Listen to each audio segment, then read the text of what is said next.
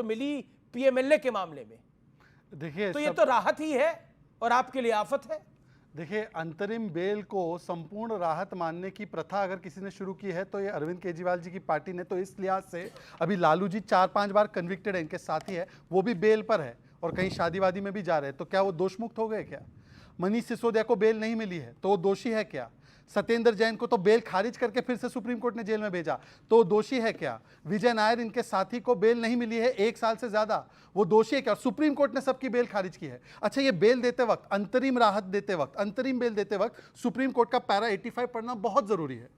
As we are referring, ये supreme court कह रहा है, referring the matter to larger bench, हम लार्जर बेंच को ये भेज रहे हैं।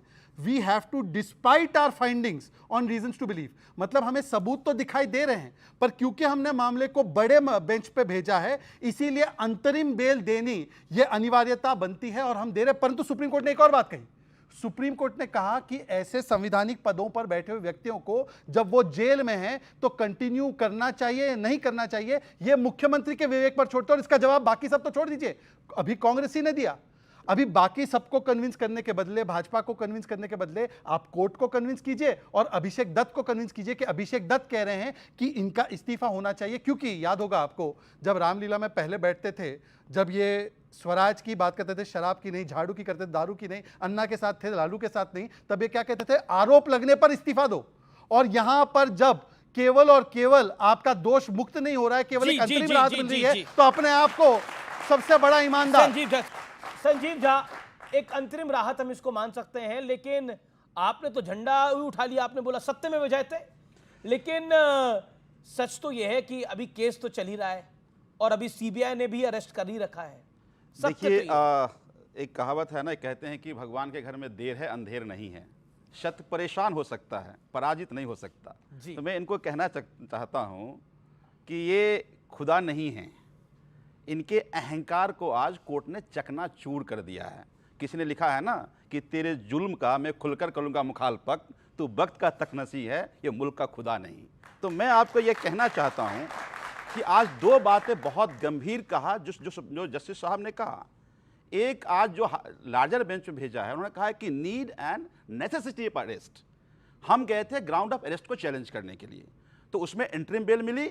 और कहा, सबसे इंपॉर्टेंट है, दूसरी बात उन्होंने कहा कि अगर मान लीजिए किसी केस में बेल के प्रोविजन को स्ट्रिंजेंट बनाते हैं अगर आप, तो फिर आपका अरेस्ट का थ्रेशोल्ड हाई होना चाहिए। तो आप ऐसे नहीं है कि किसी को भी अरेस्ट कर लेंगे। आज ही जस्टिस ओका साहब ने कहा कि किसी लोअर कोर्ट के बेल को आप ऐसे मैकेनिकली आप स्टे नहीं दे सकते आप। तो ये जो कुछ भी हो रहा है और जो आज सुप्रीम कोर्ट में हुआ, इससे इनका अहंकार तो चकनाचूर हुआ, एक बात। दूसरी बात ये कहते हैं कि 2 साल से जांच हो रहा है, क्यों ट्रायल? अगर औकात और हिम्मत है तो ट्रायल शुरू कराओ, क्यों ट्रायल शुरू कराते? 7 सप्लीमेंट्री चार्जशीट जमा कर चुके हैं ये, 1.5 साल से जांच हो रहा है। क्या कहा अरविंद जी के केस में? अगर मान लीजिए किसी तरह से इन्फ्लुएंस करना होता तो पहले चार्जशीट में कर लेते। 6 चार्जशीट तो कोई इन्फ्लुएंस नहीं हुआ। जो ही चुनाव नजदीक आया, कहा ये जांच को प्रभावित कर सकते हैं। महोदय, जांच को प्रभावित नहीं कर रहे थे, आपका चुनाव प्रभावित हो रहा था, इसीलिए आपने। लेकिन वो तो बाहर भी आए, लेकिन 7 में से वो तो बाहर भी आए चुनाव के लिए, लेकिन 7 में से कितनी आई दिल्ली में आप लोगों की अलायंस के बाद? नहीं, इस बात पे आएंगे, लेकिन आज हम बात कर रहे हैं इनके तानाशाही का और अहंकार का। एक बात बताइए आप, लेकिन लोअर कोर्ट में बेल मिला, लेकिन अगर तानाशाही होती तो इंटरिम, अगर तानाशाही होती तो चुनाव के लिए अरविंद जी क्यों बाहर निकलते? अगर तानाशाही होती तो आज इंटरिम बेल कैसे मिलती है? अगर तानाशाही इनकी है, एक बात बताइए जी। 3 इकाई हैं, जुडिशरी, ब्यूरोक्रेसी, लेजिस्लेचर। आपने 2 को खत्म कर दिया, लेजिस्लेचर खत्म कर दिया, ब्यूरोक्रेसी खत्म कर दिया। एक पांव के सहारे जनता तो कैसे चलेगा? शायरी अच्छी की कि हम खुदा है, हम खुदा नहीं मानते, पर दिल्ली का मालिक मैं हूं, ये दिल्ली का मालिक। संजीव जी देखिए, मैं भी बीच में प्रधानमंत्री जी ने कहा था ये तरीका है डिबेट का, आप तय कर लो। अगर ये डिबेट का तरीका है फिर वही अपना तरीका नहीं, आप अपने वक्त में बोलिए। दिल्ली का मालिक कौन है? विधानसभा में खड़े होकर उन्होंने कहा। अब उन्होंने कहा कि हम अहंकारी है, तो बता दीजिए ये बयान किसका? लोग बिना ऑक्सीजन के बेदम होकर तड़प तड़प कर दम तोड़ रहे थे, तब दिल्ली की अरविंद केजरीवाल जी की आम आदमी पार्टी की सरकार शराब की नीति पर काम कर। वैसे सुप्रिया जी क्या आप नहीं मानते, लेकिन इस मामले में पूरी मानते हैं। हम सुनाएंगे, हम भी सुनाएंगे। नहीं, आपको तरीका नहीं, आपने पॉइंट को रखा तो मैंने बता दीजिए कि यहाँ कांग्रेसी उस समय पर झूठ बोल रहे थे, या कांग्रेसी अहंकारी थे, या कांग्रेसी खुद को खुदा मान रहे थे।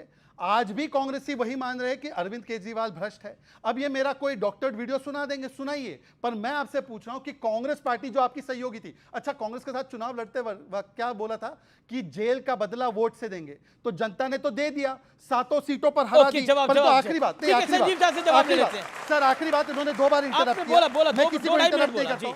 आखिरी बात, बच्चों, मैंने आपके सामने एक ही बात बोली थी, बाकी सब छोड़ दीजिए। लालू प्रसाद 4 बार कन्विक्टेड, दोषी, लॉयर बैठे हैं यहां पे, कन्विक्टेड और आरोपी में अंतर होता है ना मेरे भाई। और पहली बार कन्विक्शन पता है कब हुआ लालू जी का? 2013 में, जब इन लोगों की सरकार थी। अब इस पर एक बार बोल दे, एक बार संजीव झा जी, ये मोदी को गाली देंगे, ये भाजपा को गाली देंगे, पर लालू को भारतीय जनता पार्टी के राष्ट्रीय अध्यक्ष ताबूत घोटाले में आरोपी थे, ये कहिए उनको। भारतीय जनता पार्टी के राष्ट्रीय अध्यक्ष ताबूत घोटाले में आरोपी और कन्विक्टेड थे। जरा इनको पूछिए, अब बीच में क्यों बोल रहे हैं संजीव झा?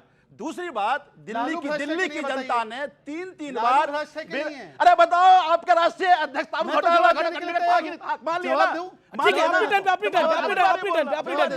बंगारू लक्ष्मण पे जवाब आप मांग रहे थे। दूसरी बात, दिल्ली की जनता, लालू भ्रष्टाचारी है कि नहीं है? लालू यादव 3 वो कोर्ट तय करेगा, हम तय करने वाले कौन होते हैं? कोर्ट तय करेगा, हम तय करने वाले कौन होते हैं? मैं मानता हूं इनको ना तो कोर्ट पे भरोसा है, जी ना ये कोर्ट को मानते हैं, ना संविधान को मानते हैं, जनतंत्र को मानते हैं, मानता हूं, लेकिन हम जनतंत्र को मानते हैं, संविधान को मानते हैं और कोर्ट को मानते हैं। प्रधानमंत्री जी 2014 में तो ये लोकतंत्र, जब मुख्यमंत्री जेल में थे, जब मुख्यमंत्री जेल में है और वो मुख्यमंत्री बने हुए हैं, तो लोकतंत्र की लाज रखी जा रही थी। ये बड़ा अच्छा सवाल है आपका। एक बात बताइए, आज कोर्ट में बेल मिला, लोअर कोर्ट में बेल मिला। आप सिटिंग सीएम को जब जेल भेज रहे हैं तो सिटिंग सीएम को जेल नहीं भेज रहे, आप इस देश के लोकतंत्र को जेल भेज रहे हैं। अगर देश के लोकतंत्र को जेल भेज रहे हैं, तुम्हारी जिम्मेदारी है कि उस लोकतंत्र के साथ जेल में रहकर ही करें। पहली बार सीएम जेल में गया, स्वर्गीय जयललिता जेल में गई, उन्होंने इस्तीफा दिया। लालू जी जेल में गए, वो उन्होंने इस्तीफा दिया, उन्होंने राबड़ी देवी को सीएम बना दिया, बात अलग है। लेकिन एक सेकंड, अभी लेटेस्ट इंटेलिजेंस